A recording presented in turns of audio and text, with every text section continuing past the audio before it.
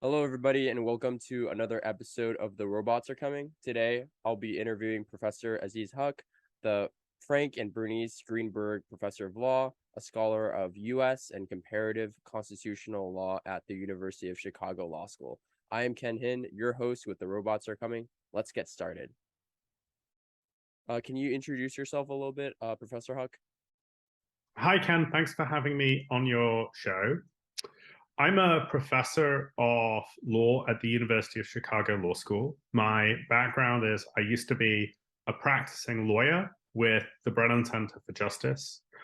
In that role, I represented people who were detainees in US military custody, both here and overseas. And I also did a great deal of advocacy and litigation work on digital privacy, especially in relation to what's called the Foreign Intelligence Surveillance Act. I also had a previous career working for an organization called the Crisis Group, working in South Asia and in particular in Afghanistan on the causes of violent conflict.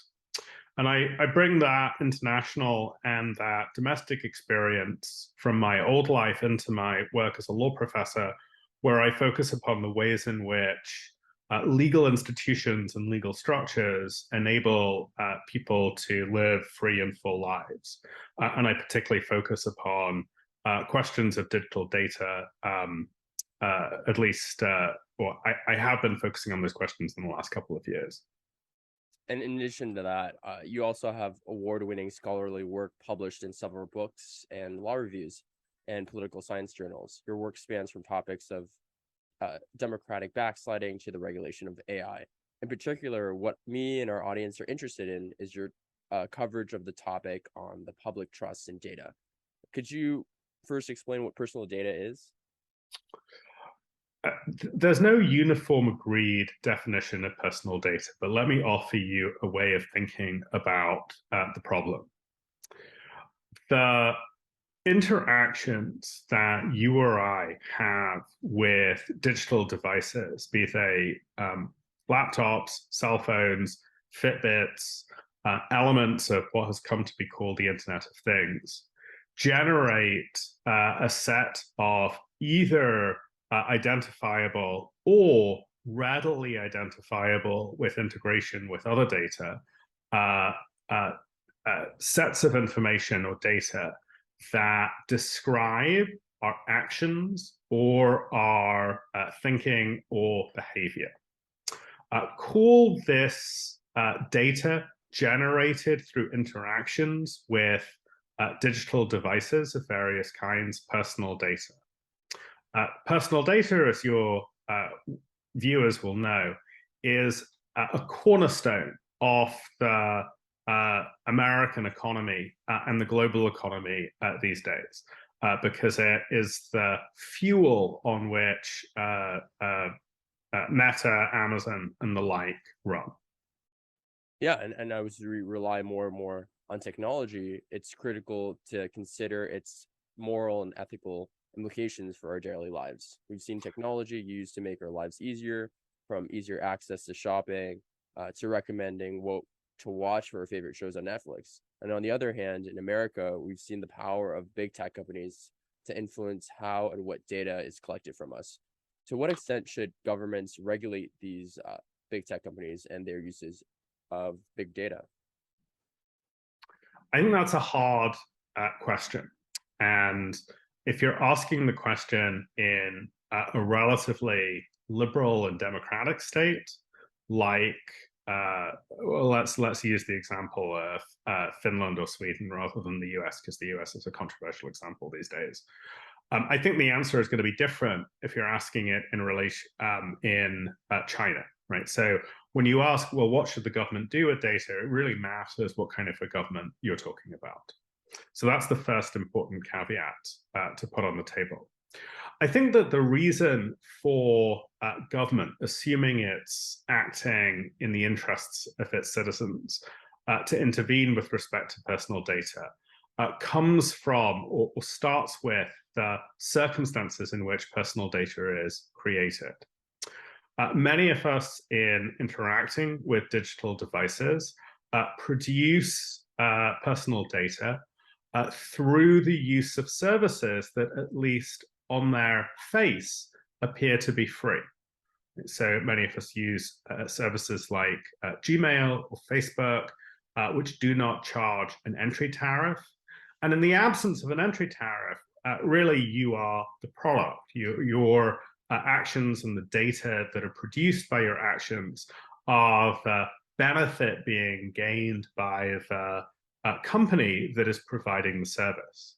The user, however, doesn't always have a clear sense that their data is being gathered or what data is being gathered.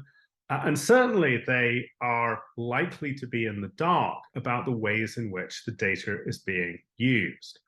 Perhaps the most famous example of data being used in ways that are probably at odds with the interests of the initial users who produce the data is the Cambridge Analytica scandal. But the point is more general. People are producing data in interactions with putatively free interfaces or services in ways that they cannot understand, predict, or control. The second reason that government has to intervene is that it's not just services with which we explicitly interact or contract through which our personal data is being gathered. Think about a device like the Amazon Ring. The Amazon Ring, it includes a camera that tracks movement in public spaces outside houses. As I walk down my block in Chicago, there are several houses with Ring cameras outside, pointing outside onto the street. Even though I don't have any agreement or contract or deal or pre-existing relationship with Amazon, data about me, data about my movements, data about my attitudes, disposition at a particular moment in the day is being captured and kept and processed by Amazon as a result of the fact that I'm walking across the field of vision of the Ring camera. Call this second problem the problem of data pollution. Right? The idea that as an unintended side effect of the penetration of digital devices into the economy, there are many ways in which we are unintentionally giving up our personal data to companies, even when we don't have a pre-existing relationship. So there's an enormous amount of data that's being gathered either through interactions that we initiate or through interactions that we have no control over. And that data is generating enormous revenues and being used in a wide variety of ways, some of which we have good reason to morally or ethically object to. That's the reason why government should intervene, because in the absence of government intervention, that dynamic of harvesting and then using data, often without recognizing or acknowledging the contributions that users have made, is I think, a troubling one, both in terms of the effects of the data economy and its distributional implications. And with its many distributional implications, how can we manage these personal data uses by these big tech companies? Can they be managed like by public trust? And what do you think of that? So let's step back and think about why or how the personal data that powers the digital economy these days is legally organized. Start with the question, who owns that data? Surprisingly, there's not a clear answer to that question. It's certainly true that Facebook owns the servers on which the data gathered in its platform resides. And Facebook can use the ordinary laws of contract, property, trespass in order to control access to those servers. But that doesn't mean that they actually own the underlying personal data. Indeed, there's good legal precedent going back to the 1920s in the United States that suggests that it is not possible for an individual to have an ownership interest in a fact. You cannot, as a matter of US law, own facts if you are an individual. And what is personal data but an aggregation of facts? So, as a legal matter, the ownership of personal data right now is not clear. One alternative to either individual ownership or commercial ownership by the firms that are doing the collection is to allocate ownership of the data to a public body. This is an idea called the public trust. Public trusts are actually a very old idea. They go back to early English law of the 13th and 14th centuries. The intuition is this. There are some resources that are created and that are used collectively.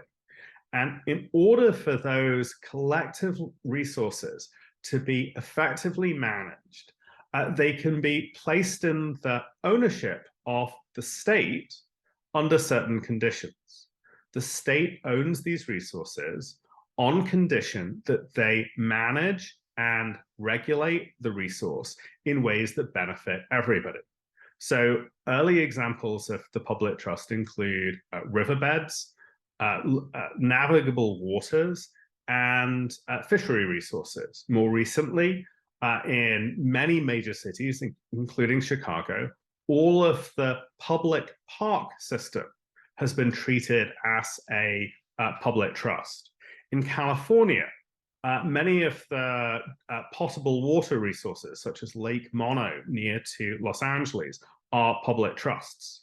In all of these cases, a local public authority, let's say the county of LA or the city of Chicago, formally is the owner of the collective resource, but has the responsibility of using that resource in ways that maximize its benefits for the general public.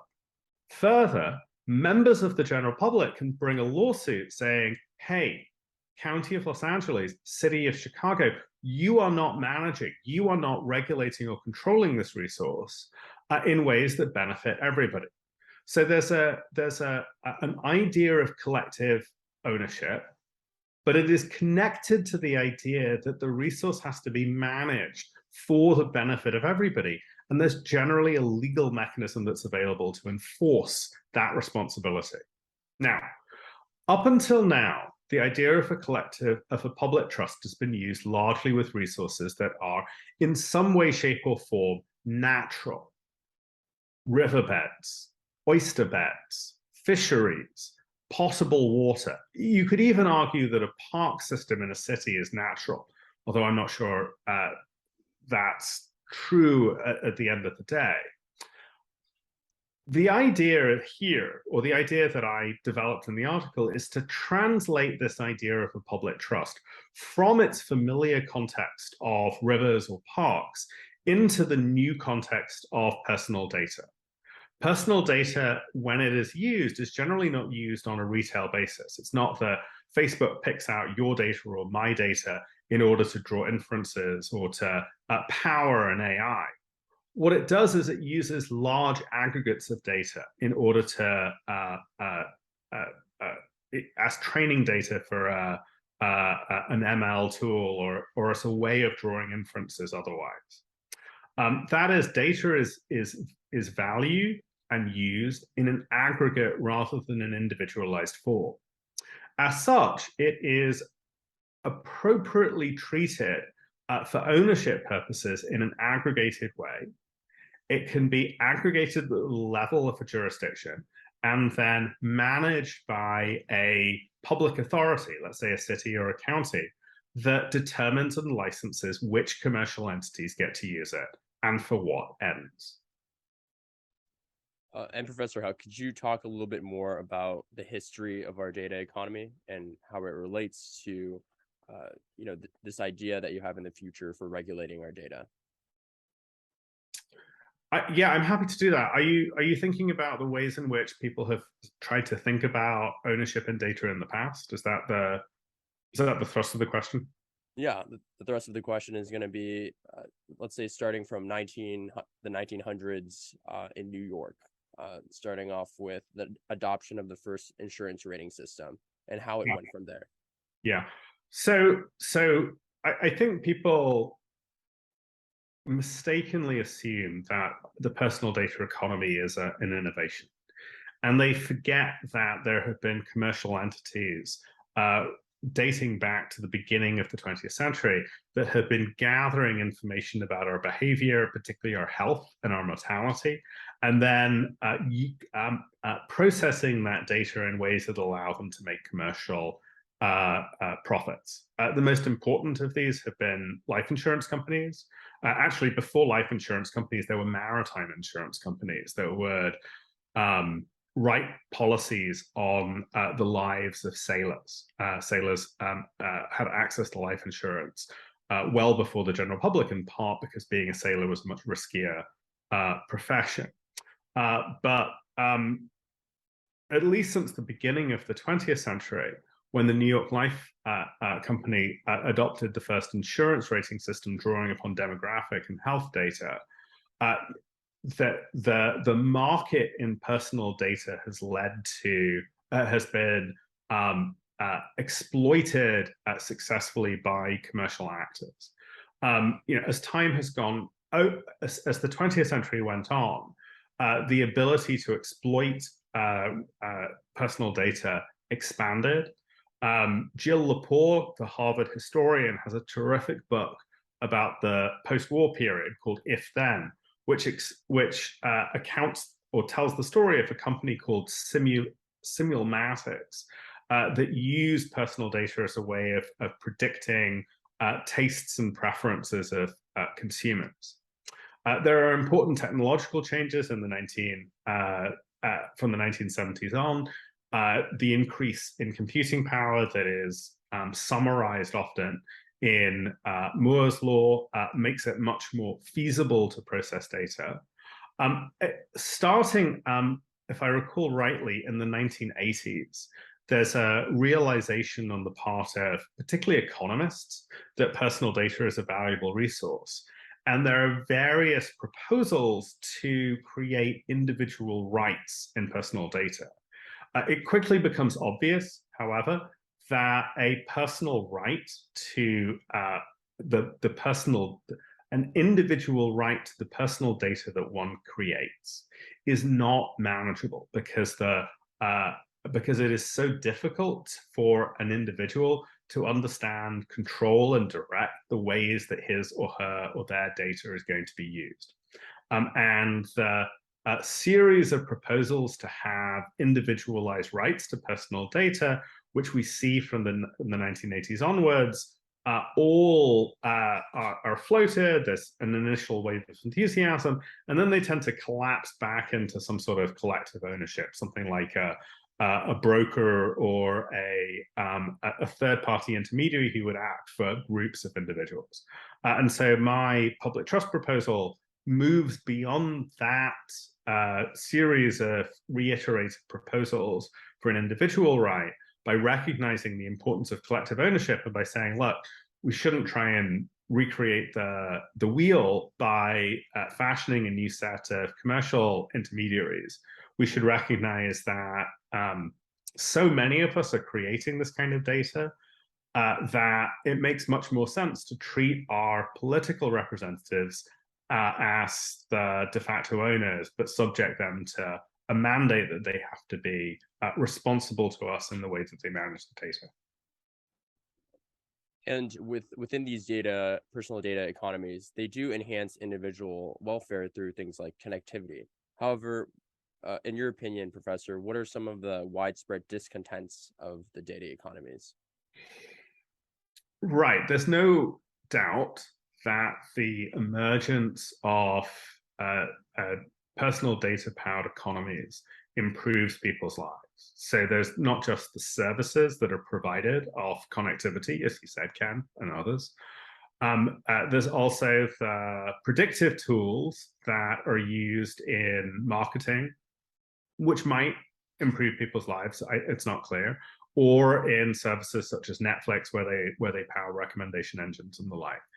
Certainly, the use of personal data in the context of, say, medicine or public health, where there was a great deal of debate about whether and how predictive tools should be used in respect to COVID, has a great potential to have welfare effects. On the negative side,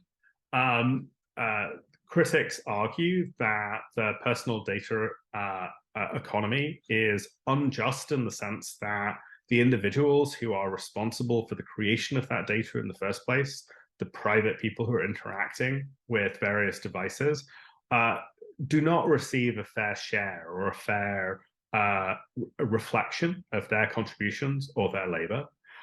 There are concerns about privacy. There are concerns about autonomy in the sense that a tool that is powered by personal data and that's able to predict something that you or I do arguably interferes with, undercuts our decision-making autonomy in the future. And then there are concerns about the political effects of the personal data economy. And this is both the concern about the manipulation of speech and data flows on social media platforms. It's also a concern about the political power and lobbying influence that companies such as Meta or Alphabet or Amazon are able to have by dint of their wealth acquired through extracting value from personal data. And in your opinion, is there a common ground between too much regulation, which may hurt efficiency to the detriment of big tech companies, and a lack, therefore, of regulation? I think that one would need to look at different kinds of regulation.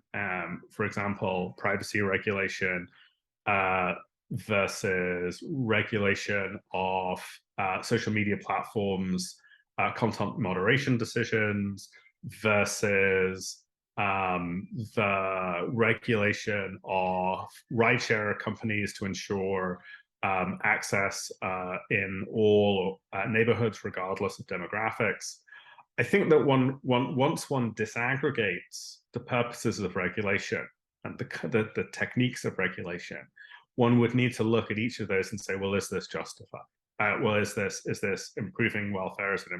Is it furthering some important non-welfarist goal? You might have something, for example, that isn't justified on ordinary welfarist terms, but that does improve racial equity, or that does improve, or that gets rid of gender bias. And I think that there's a powerful argument that many people would accept that even if something's not justified in pure welfarist terms, if it mitigates racial harms or gender harms, it's still justified. I don't know if there's a blanket thing we can say about regulation of the personal data economy, whether it does good or bad.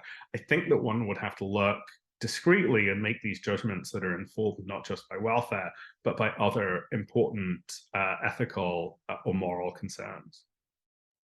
And through regulation, what are some of the ethical and moral concerns that you're maximizing? I think that